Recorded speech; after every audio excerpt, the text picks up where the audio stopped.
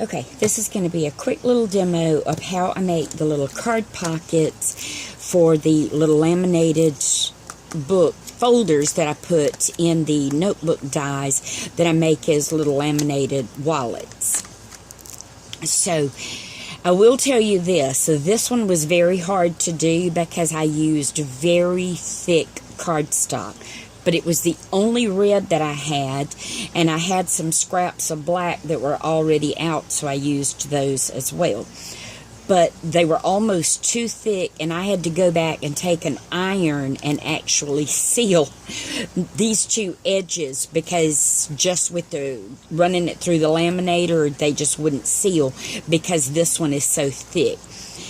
These pockets are nice on the back sides, but I don't think I'm going to do those anymore because they just make the bulkiness of the whole book a little thicker than what you really need.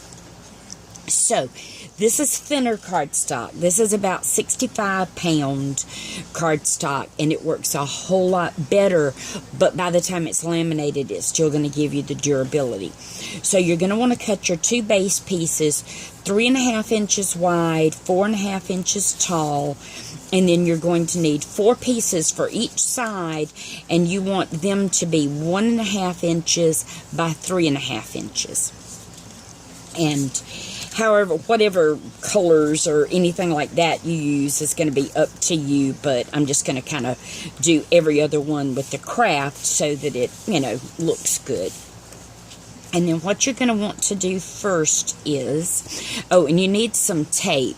Now, I just prefer this Scotch tape, but really any masking tape will do. This is the one that I always buy, so it's usually what I have. So you're going to take that first piece that's going to be your little bottom pocket, butt it up against the end of your base piece, put the tape on it, fold it over, and I like to crease it down good at first just because then I like to kind of balance out my other pieces, and there's no rhyme or reason for this, just however close or far apart you want them to be. I've just got to where this is kind of what I do, so I get one finished and then I use this one to line the second one up. So I'm going to put the top pocket on first before I do the middle ones. That way I can space everything out. So then you want to glue that one in, or tape that one in place. Y'all see I have glue on the brain because that's what I'm used to doing. But you want to have the full width or depth of your pocket, so that's the reason for using the tape. And I do tape it inside and outside because the first video I saw of someone doing this on YouTube, that was how she done it, and that was when I was first getting into doing the little laminated books. So then I'll kind of space these and then move that one out of my way so that I can go right on to the next one. And put it into place. And then when this one's folded back up, and I just eyeball it. I don't measure, whatever looks good and even to me. It looks good and even to me. So that's kind of what I do. And then put another piece on the inside.